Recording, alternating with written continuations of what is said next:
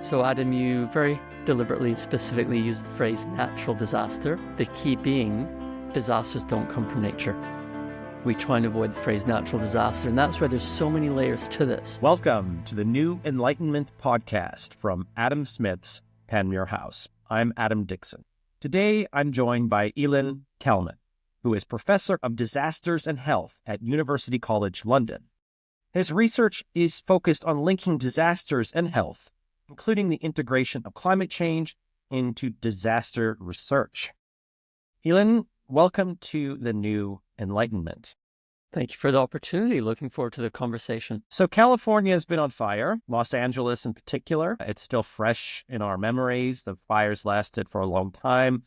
There's a lot of finger pointing. When it first happened, some of the headlines said climate change is the cause of these fires. But when we learn more about what happened, we learned that there was a reservoir in Pacific Palisades that was empty. Fire hydrants ran dry. It was already very dry, and the Santa Ana winds happened on a regular basis. Can you use these fires in California to explain how we understand natural disasters and how we address them? And in that, the issue of climate change. It really is absolutely horrific. One of the worst parts is that this disaster matches the patterns of all the other disasters that we've looked at, not just involving fires, but so many. And when we see people being devastated, having lost everything, yet knowing how preventable it was. And then people will come out and start the politics saying, well, of course it was climate change. It was only climate change. Or it was indigenous people and we need to blame the indigenous people. Or it was that one fish which the governor wanted to protect. And all of these explanations are completely wrong. We know what the area is like. It is arid land. It has burnable vegetation. And it has burned so many times in the past. Again, absolutely horrifying when people lose their homes, their communities, fleeing for their lives, and of course, many fatalities as well as injuries. This is not the first time this area is burned. And it's also not the first time that people have said, well, why don't we think about the baseline causes? So Adam, you very deliberately and specifically used the phrase natural disaster. The key being, disasters don't come from nature. We try and avoid the phrase natural disaster, and that's why there's so many layers to this. So the first layer being, many ecosystems require fire. They have evolved to have periodic small-scale burns, and that's how they propagate. We move in, we change that ecosystem. So some of the fires which happen are actually not necessarily good for the ecosystem, even though the ecosystem needs fire because we've changed it. More to the point, and the key layer here, is if we build in a burnable area, we are going to get burned. When we build in an arid land, and often bring vegetation from other places, like the water-sucking trees of the east coast of the US, we're going to have problems with water. And for people clearly did not have the opportunity or resources to know about this, were often caught unawares because they simply weren't given the information, and those with resources may have not looked fully at the information, and they die, or they come close to dying, or they lose all of their memories, they lose everything. And that is a disaster, not the fire, not what nature is doing. So it's absolutely terrible.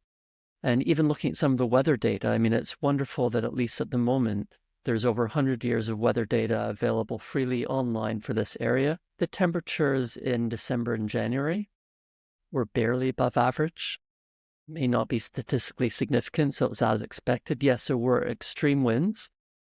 Those winds are quite usual, common, and expected in that area. And there was quite a drought. There has not been a lot of rainfall for a while. California, this area is arid lands. They're experiencing drought. So there's no doubt whatsoever we are changing the climate. We are causing climate change rapidly and substantively. That probably, very likely, exacerbated the lack of rainfall, which made the drought worse. But as soon as we're cascading down, thinking about winds, about temperature, as well as the water availability, thinking about where we build, how we build, what information we had, none of that is linked to human-caused climate change. Okay, so you stress that climate change is a problem, and I Yes. agree with you on that. But how do we continue to have a conversation such that we take climate change seriously, but without the catastrophism, if that's even a word, Yes. that change is going to destroy society, destroy civilization? Because many believe we need to talk in those terms, in part because they themselves believe it's going to be a catastrophe, but also because they have a political agenda typically behind it. But most people don't react to fear-mongering. But there is to give them some element of, to agree with them at a certain level, we do have to emphasize the importance of taking climate change seriously. So how do we continue to have a dialogue where we take action, we make the necessary investments, both from a state level or a personal level, to address climate change, but without going down this avenue of we're going to die and we as a civilization are going to end unless we address it now? Well, Adam, that's a question. I wish I had the answer, because we end up in these ridiculously toxic discussions and inability to communicate. So what do? We're scientists. I think we have to be honest. And I do my best to be evidence-based. I do the best to always be honest. I make mistakes. We all make mistakes. And this is wonderful that you give this venue, because where I say something wrong or where science changes, so we have new evidence, I hope any viewer, any listener will tell me. And I've updated my viewpoints and my approaches and my communications so often when new science comes out. You're absolutely right, though. When people start screaming and yelling, climate crisis and climate emergency, and everything is climate change, we're not helping, we're not communicating, we're not being science-based. So, I mean, what about you, Adam? How do you talk to people about these extreme phrases?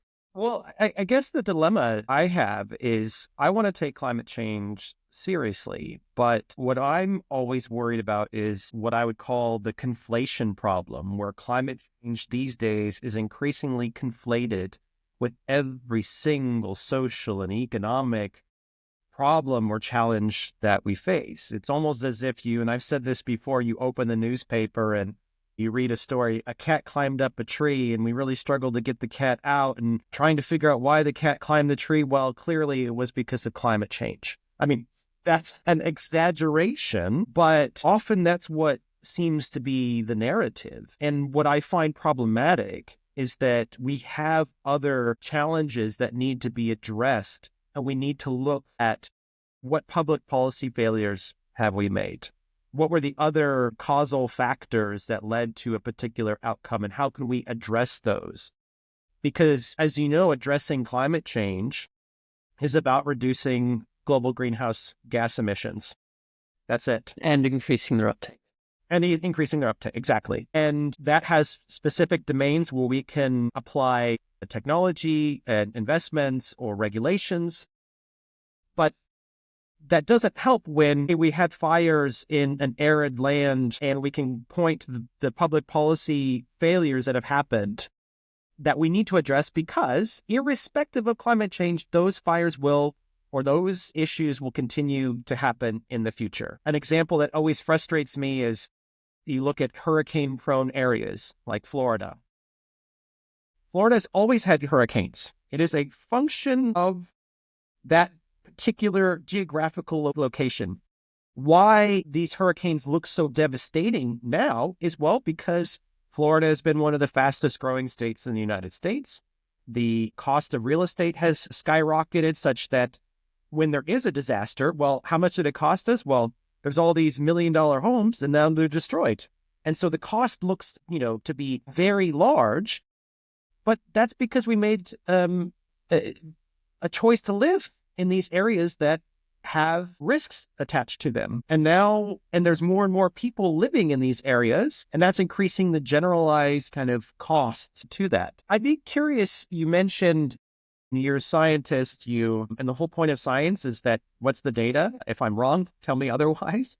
I think we've unfortunately moved away from that, but I'm Curious, could you relate an experience where you've been perhaps accused of being a climate change denier and what that experience was like for you and how you managed that? Because, it's a form of cancellation often. And in the academic world, in as much as we'd like to be open and objective, there's still a sociology of being an academic or a scientific researcher. Yeah, sure. I mean, we get accused of everything and anything. So yes, I have been accused of denying we're changing the climate. I've also been accused of being an alarmist.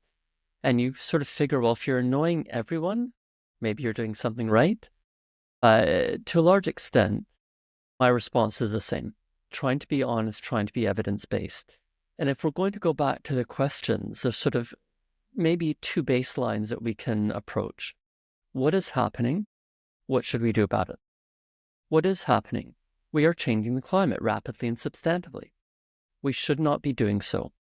Does that mean that everything that is happening is about human-caused climate change? Well, exactly as you articulated, no. When we are examining most disasters, we've talked about wildfires, bushfires, we've talked about hurricanes, other tropical cyclones, floods, droughts, storms, tornadoes. Those environmental phenomena, to some extent, are absolutely being affected by human-caused climate change. The environmental phenomenon does not need to be a disaster for exactly the issues that you described. That's why disasters are not natural. Some people in Florida cannot afford to move. They do not have the opportunity, or they won't be able to get to work. They don't have a choice. Others who are building multi-million dollar McMansions in a storm surge inundation zone, they have a choice, and we would hope that they would either accept the fact that they should evacuate and then may lose everything, or they may want to change their approach. That's what's happening, and we can evidence that, and we have evidenced that. What do we do about it? This is actually where climate change is so intriguing, because exactly as you said, it's coming from our greenhouse gas emissions. The more we emit, the less we take up, the more climate change there is. What we find is that every single action to stop climate change happening or to deal with its impacts, we need to enact for other reasons. So fossil fuels, burning coal, natural gas, oil, is a huge source of human greenhouse gas emissions. It really is a major contributor to human-caused climate change. So the answer is, well, the action, let's reduce our fossil fuel use. Fair enough. If we think about it, when we burn fossil fuels, such as for transportation and also electricity generation, we create air pollution. They stink. Huge health impacts, huge costs. If we want cleaner air, if we want ourselves and our children and grandchildren to be healthier, reduce fossil fuel use. Number two is the expense. When we look at our governments funding fossil fuel companies, every year, direct subsidies are between 500 billion and 1 trillion euros every year. Our tax money going directly to the CEOs of these fossil fuel companies. When we look at indirect subsidies, it's trillions, maybe up to 7 trillion euros a year, even more. So do you want lower taxes? Do you want CEOs of companies having fewer yachts? Well, stop subsidizing fossil fuel companies, because fossil fuels are expensive. Number three is that we know that fossil fuels are finite. Whether they last 50 years or 500 years, they're going to run out eventually, so we do have to wean ourselves off them. So suddenly, we have three clear reasons to have fewer fossil fuel emissions. They stink, they're expensive, they're going to run out, and we haven't mentioned climate change. If we do those, we're going to help stop human-caused climate change anyway. And when we look at all the other sources of fossil fuel emissions, when we look at uptake, there's always non-climate change arguments. It's the same issue with a hurricane, right? Like you said, we know that human-caused climate change is making hurricanes become stronger. It's also reducing their numbers. So lower frequency, higher intensity. That people will say, well, okay, so we have fewer storms, why worry? But one comes along as it must in Florida, and then it's stronger. And if people are less ready, we have more damage. Well, the answer, be prepared for hurricanes. And where poverty precludes that, where oppression precludes that, where marginalization precludes hurricane preparedness and response, that's a societal issue. and we have to deal with that anyway. So hurricanes may illustrate the problem. Hurricanes are not the problem. So again, we have to improve people's equity, equality, ability to deal with the environment, livelihoods, opportunities. We have to do that anyway, which will help deal with the impacts from climate change. And yet we haven't mentioned climate change. So, and to some extent, we should not be changing the climate, yet we are. What we do about it, we have so many other reasons to act appropriately without even mentioning climate change. So would you say that we should stop talking about climate change, as radical as that might sound? Because I would agree with you. I mean, I like being in cities because I walk a lot or I cycle a lot. I remember what it was like to walk around cities where everyone was driving a diesel car, the buses were diesels. Cycling along and you have a car in front of you that just is dirty and you think, this is gross. And now you have electric buses, the air is clean. You think this is pleasant, right? So, and to me, that's the added benefit of shifting to electric mobility is simply because we have cleaner air for those of us that want to be out in cities and enjoy our cities. And so for me, it was always those more tangible, proximate benefits that we should focus on, and where environmental policy actually can be a bit more concrete rather than this big thing called climate change, right? But I think it's hard for people to grasp. And I think the modeling of it likewise is something that is hard for people to grasp when actually we can convince people via other means on more proximate issues. I like that you mentioned the subsidization of the fossil fuel industry, which is highly profitable, yet still receive significant amounts of direct and also indirect subsidies. And when we talk about the cost of addressing climate change, and you look at how much we're already spending to prop up the fossil fuel industry, you think, well, wait a minute, we have the money. And it's just a matter of shifting it from one part of the pie to the other, right? So if we think about when people say we must spend trillions on addressing climate change, and you think, well, ultimately it's about what we're spending our energy dollars on, right? Are we spending energy dollars on subsidizing fossil fuel to reduce prices? Or can we shift that money to other sources and, if you like, not have to pay more? In as much as climate change is not an additional expense, or addressing climate change is not an additional expense, it is part of the investment outlays or the spending outlays that we already are expected and already are making. Yeah, we have the money. That's not an issue. We even spend about 2 trillion euros a year in declared defense spending. And it's probably the same in undeclared around the world. And this is every year. So when we add this up and then throw in, for example, illegal transfers of money from poor countries to our banks in rich countries, throw in the cost of corruption, we're sitting on a minimum of 10 trillion euros a year. So we have the money. And it does not cost $10 trillion a year to make people safe, involving climate change and not involving climate change. The issue is not, how are we going to afford it? Who's going to pay? The issue is, what are we going to do with all the money left over when we've removed it from the subsidies that are killing people, creating wars, creating air pollution, and supporting rich people, when we've removed that and actually put it to helping people? This leads directly to your question about communication. Some people will respond very positively to this message about giving you lower taxes, giving you more money in your pocket. Others prefer the environmental and social aspects, giving you cleaner air, giving you better health. Others actually are still so invested in climate change that they want to know, what does it mean for climate change? And we know it means stopping us changing the climate and being able to deal with the impacts. There's no single message. There's no one size. Baseline rule of communication: know your audience and communicate for them. So if we were doing this conversation in other countries, we might not reach many people because it's in English only.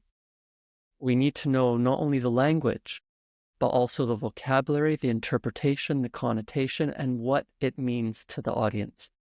So if it's money, we have the argument. If it's health, we have the argument. If it's climate change, we have the argument. If it's safety from disasters, we have that argument.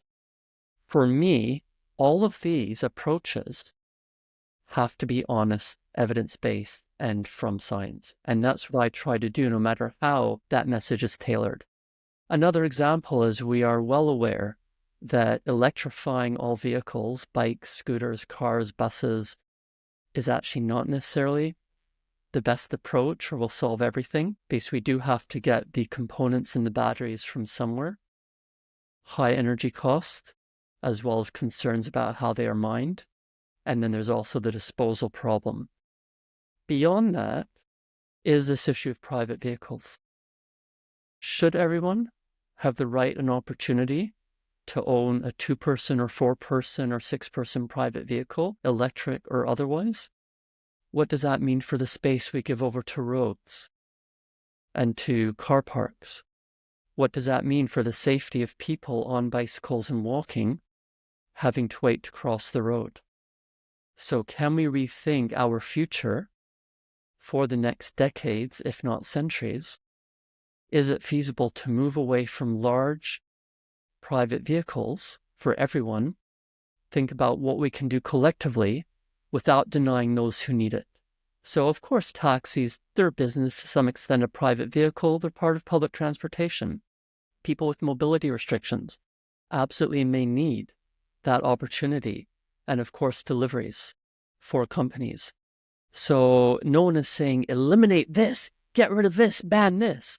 It's always about looking for balance, trying to ensure we are serving everyone, which also means different communication messages to different audiences. So if you just said that in middle America, Trump voting part of the country, they would look at you and say, I don't think so. You're not taking my car away from me. This is part of my identity. This is part of how I live and how I will live. We live in a big open space area. Why should I, if I live in West Texas, have to get rid of my car?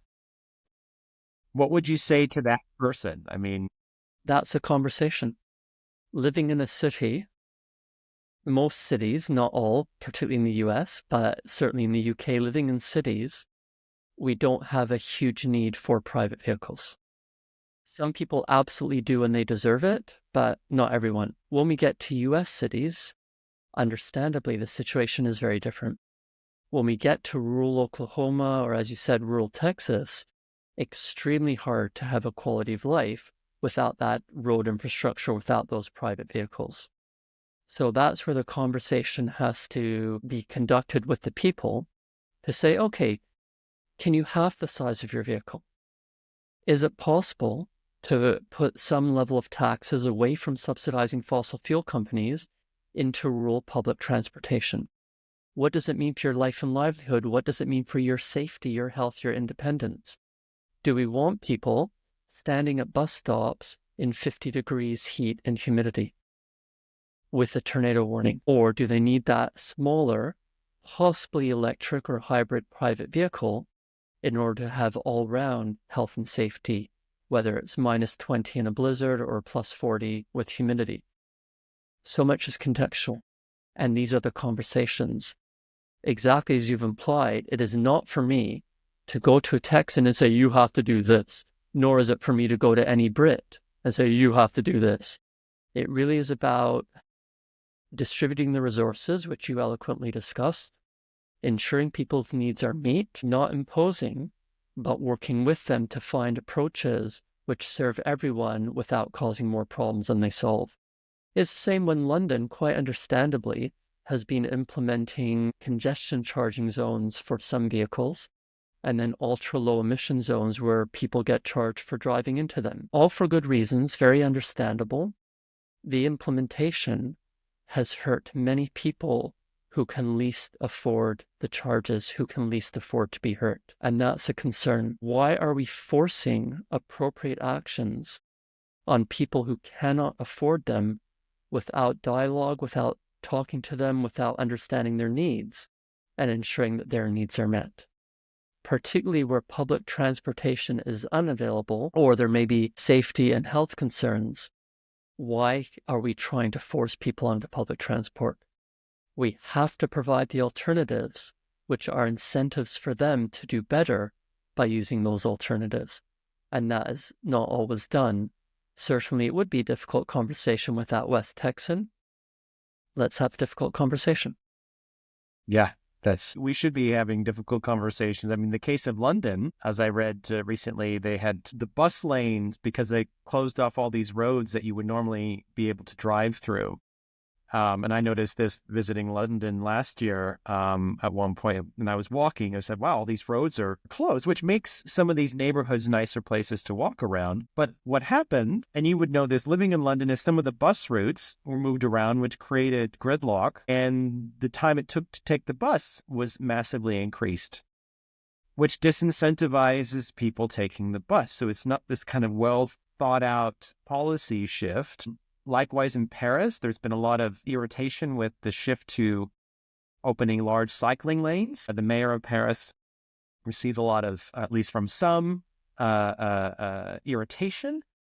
But over time, it's been accepted by many Parisians, and it seems to be a functioning plan to get people into public transportation, out of their cars, onto bikes, onto scooters, onto smaller types of modes of transport. I want to shift back to, you said we can't say natural disasters. Well, we prefer to avoid it. I do want to talk about fires. You're Canadian, so you would experience or understand the extent of fires. I mean, Canada, just as the United States, has experienced significant amounts of forest fire. A good friend of mine from Vancouver said he can't go and visit in the summer without breathing in the smoke. And he said, when I was a kid growing up, this was not a problem, but now, or it was an occasional problem, now it is a consistent year-to-year problem. How then is it, and this is what the California fires, some of the outcomes were, is that, well, we should have had better forest management, we should have had more controlled burns, we should have, let goats go up and eat the vegetation. How do you have such big forest management across huge areas of North America, for that matter? Pay for it. Get experts and train people.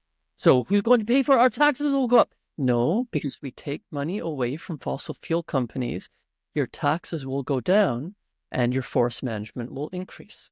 It will be far better. Now, this issue that your friend in Vancouver mentioned is real. If we find that the data show and that people's experiences show there is increased haze, increased smoke, that could indicate that fires are changing. With human-caused climate change, the air becomes warmer. That means that the fire is a different characteristic. It may be burning hotter. In some places, the winds might be stronger, and so the smoke and the embers may be blown farther. Again, these are not definitive statements. We have to have that local data. Yeah. If and where human-caused climate change is altering the characteristics of the fires, of the smoke, of the embers, that's a concern, and it does have to be dealt with. So we need that data. It could also be that, and you alluded to this, perhaps we've been suppressing fires too much. So when a typical fire happens, its characteristics are different. Maybe it does burn different vegetation, does burn hotter. That's, again, changing the smoke, changing the fire, changing the embers, but not linked to human-caused climate change. So a lot is this global issue. What are we doing with government spending on weapons and on fossil fuel subsidies? A lot is local. What has Northern California and Washington and Oregon been doing, which may or may not be changing the fire characteristics? Intriguingly, the best data, which has a lot of errors in it, but the best data globally says that wildfire burn area, the amount of area which is burning because of these fires, is declining. So that also goes into people experiencing smoke. But why is burned area declining? Because we're destroying ecosystems so quickly and in other ways that there's less vegetation to burn. It's not climate change, it's still us devastating the environment. And I think saying, well, we'll have fewer fires, well, less vegetation burned is not the outcome we want. Partly because, as we mentioned earlier, a lot of the wildfire is natural and is needed. partly because our devastation of ecosystems is not something which I support. Have worked with various communities around the world. Many of the types of communities that activists or those in high-paid international organizations will bring out and say, these are the victims of climate change or natural disasters, and we need to focus more on these communities. But they seem to often speak for these communities, not from the communities themselves. You've worked in the Arctic. You do a lot of work in small island developing states. What are the unique challenges that these communities face from a disaster perspective? I don't want to say natural disaster perspective, but a disaster perspective, and in relation to climate change. And what lessons can we gather from these communities to understand global environmental governance or national level environmental governance in rich countries for the advanced economies? Yeah, it's the same for me. I do not speak for Arctic peoples and islanders. I do not speak on behalf of them. I speak on behalf of my science and my own knowledge, which is limited, which is flawed. I make mistakes, please tell me, but I can absolutely then answer the question on that basis, knowing I'm not representing or pretending in any way to be from a small island or from the Arctic. Uniqueness is hard. We often find a lot of analogies and parallels, and this is where we have done some work bringing Arctic peoples and small islanders together with each other and with others to share those experiences and stories. This is where I just sit back and say, I've nothing to contribute. I'm just listening and learning from your incredible richness and depth and breadth of knowledge leading up to wisdom. And what they say is very nuanced and often localized. The real concern in the Arctic is literally global warming. So human-caused climate change leading to warming, they're losing the ice. So Sheila Watt-Cloutier wrote a powerful, brilliant, and terrifying book called The Right to be Cold, saying from her perspective, from her people's perspectives, from her lands and environment's perspective, there should be a right to be cold. And when they lose that chilled air temperature, when they lose their snow and they lose their ice, they're losing so much of what makes them. To some extent, that may be unique in the world. It's the same with high elevations, alpine communities, losing the cold, losing the snow, losing the ice. The perspectives from what I've seen are rather different, that the livelihoods and identities in high elevation areas are not always so unfolded with solid water and with cold temperatures as it is for many Arctic indigenous peoples. So that's one example. Practical impacts include that it is far more dangerous to go out on your skidoo hunting in the winter than it used to be. If you're going on a frozen lake or frozen river in the winter and your skidoo breaks through the ice, you're basically dead. So the Arctic indigenous peoples who are used to using their traditional knowledge, bringing home healthy food and feeding their families, are much less able to go out and hunt. Instead, they have to go down to the supermarket, which is a monopoly in their isolated community, spend the very little cash they have, which means cheaper food, which means less healthy food. And we are starting to see the physical health impacts and mental health impacts of not being able to go out on one's land and supply one's family with food. So in one sense, that's unique so far as we've been able to tell and learn and listen from people, direct link to human-caused climate change. The small, low-lying tropical islands are a bit different.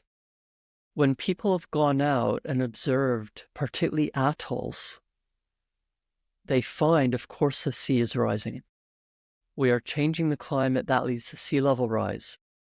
The consequences for the islands so far are some are eroding and losing land.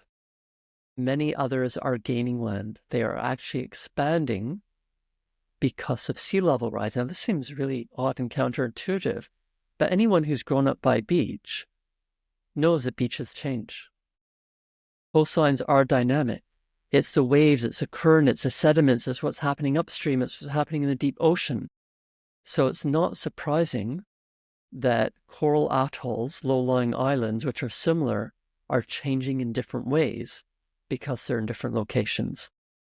There's also another level, another layer to that. How we are leading to sea level rise is changing. There's different inputs into how we lead or how human-caused climate change leads to sea level rise. And we're now at a bit of a crux where direct melt of snow, ice, and permafrost is dominating sea level rise less, and the ocean heating is starting to dominate sea level rise more. This changes the dynamics, and it could change how islands are gaining land. It could change how islands are losing land. We don't fully understand the physics or what's called the geodynamics to be able to project 10, 50, 100 years into the future to say this is what will happen with the islands.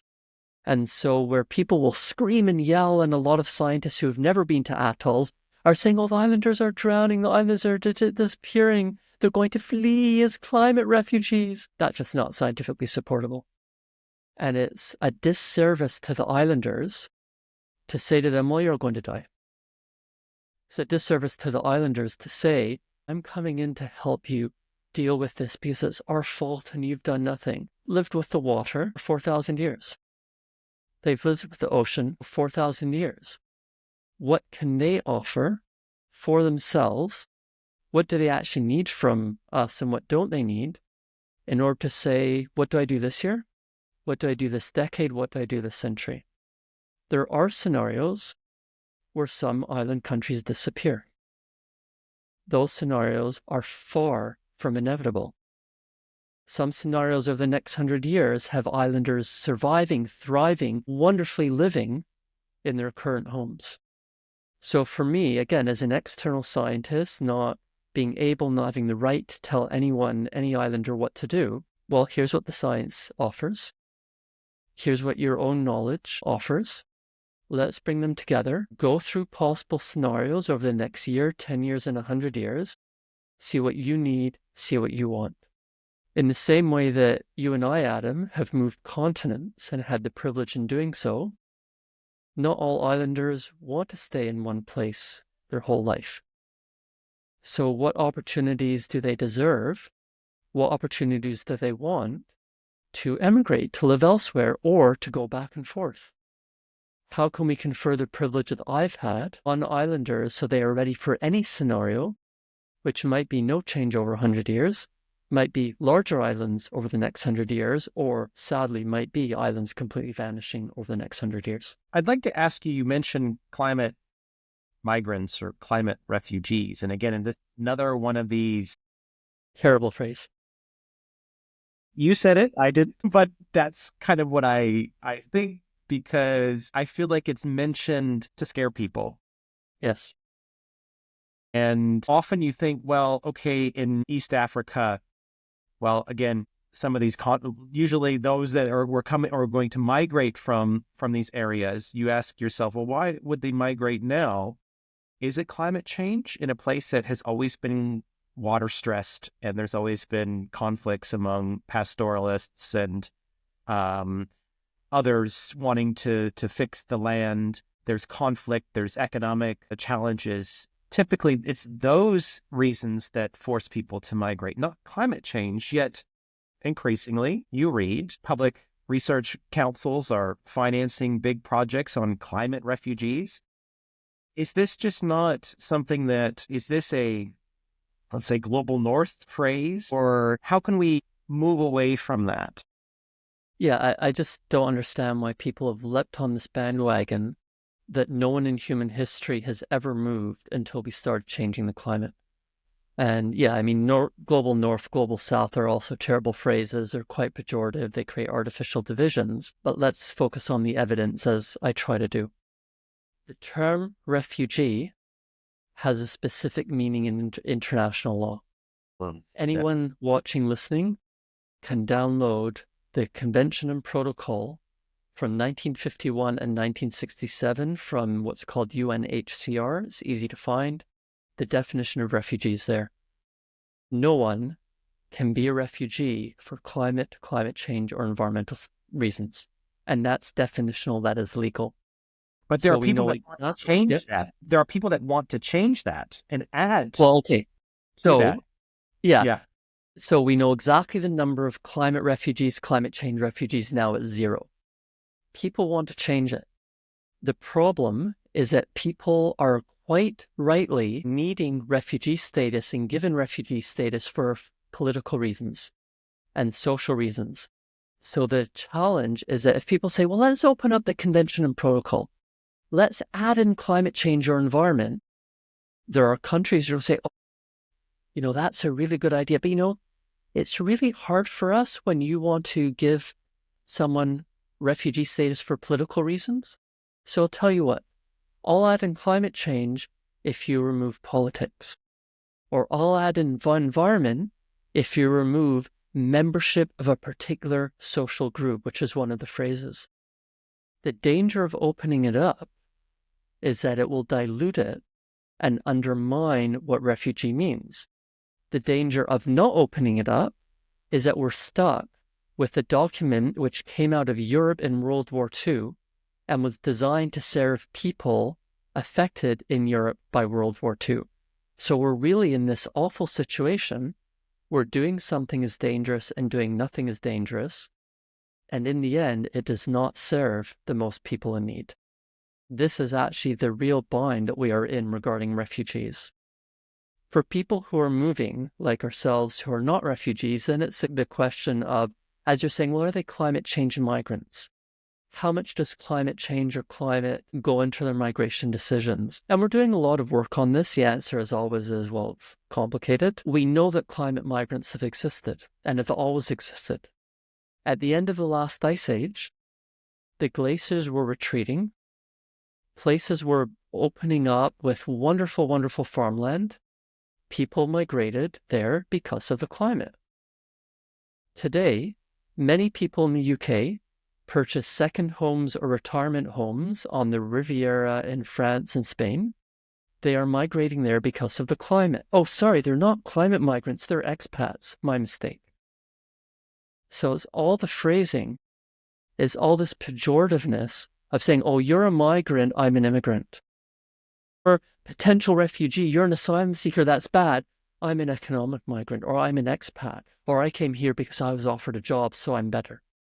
And this is a baseline societal issue that we have to get away from. Some people on the French and Spanish Riviera are concerned that they are being priced out of their own homes because of these rich climate migrants with second homes are looking to retire. That is a concern. On the other hand, do we really want to deny the people the opportunity to retire in comfort, having put in a lifetime of very solid, very filling work?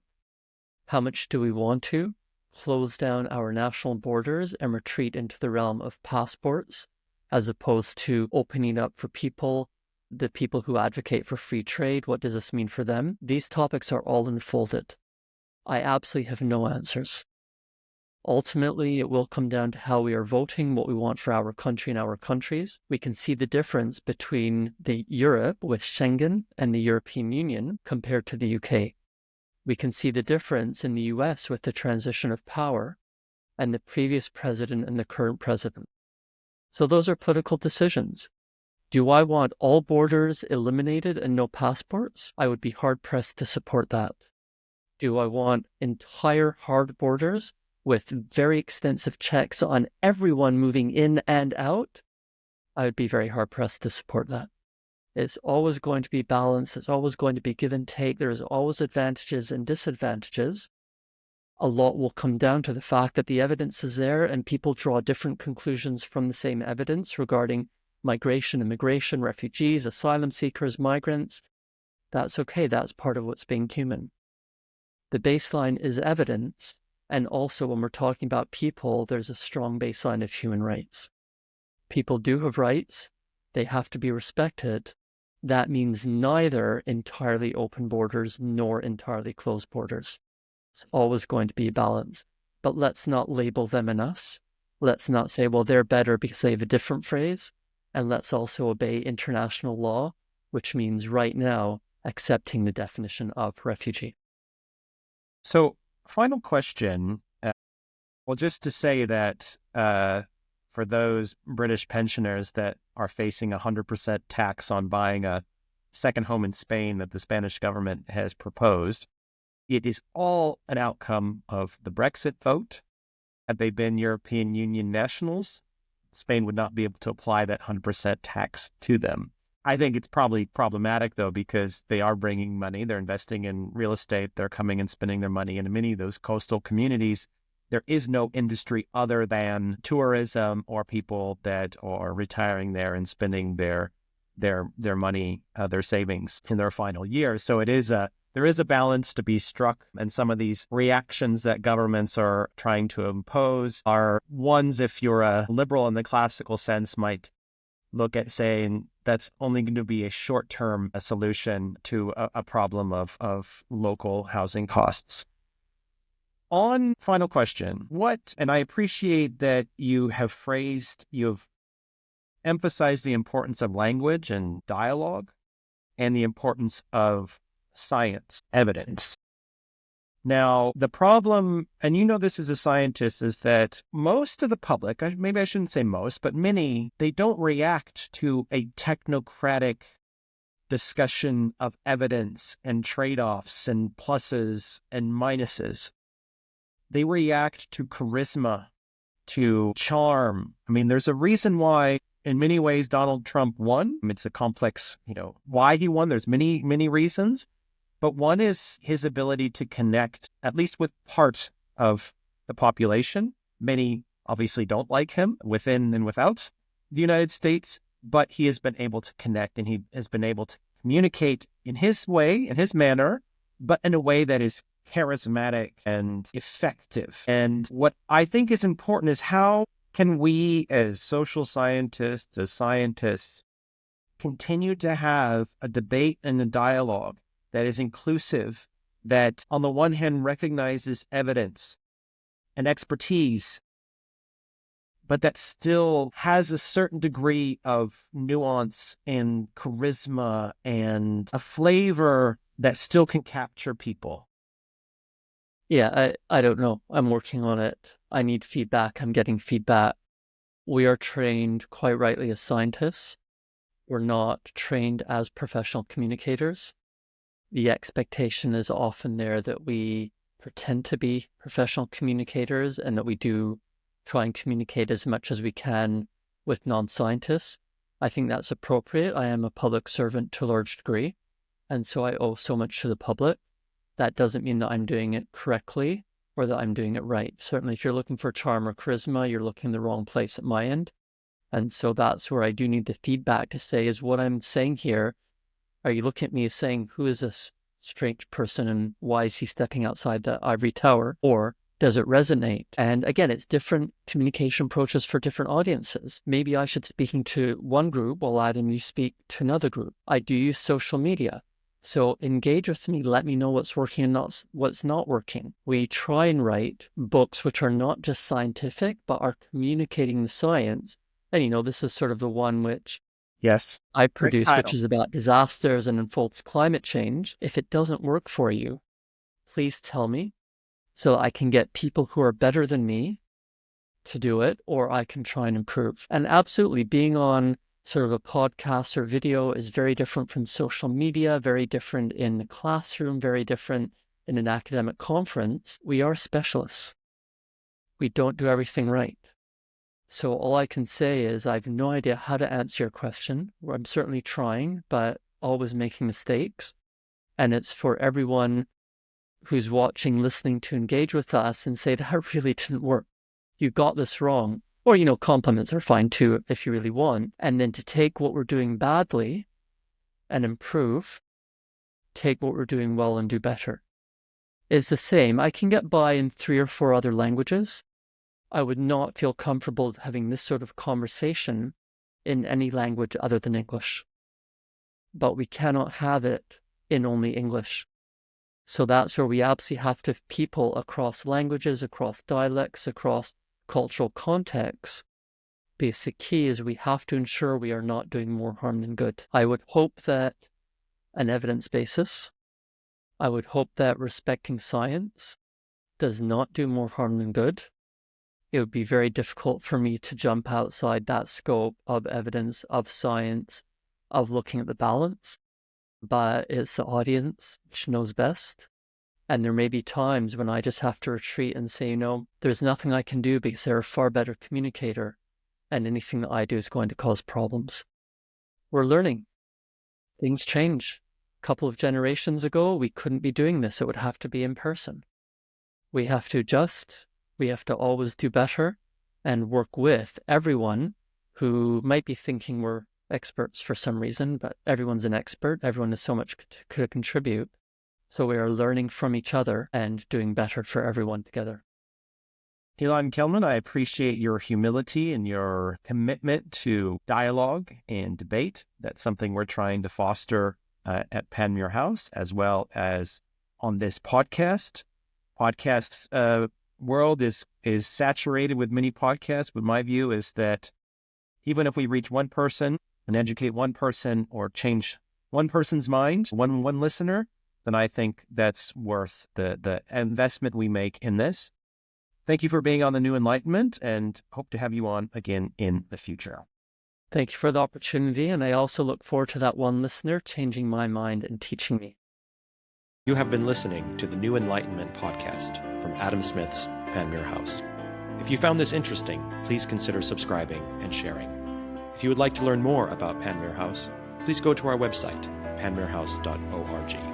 Thanks for listening, and until next time.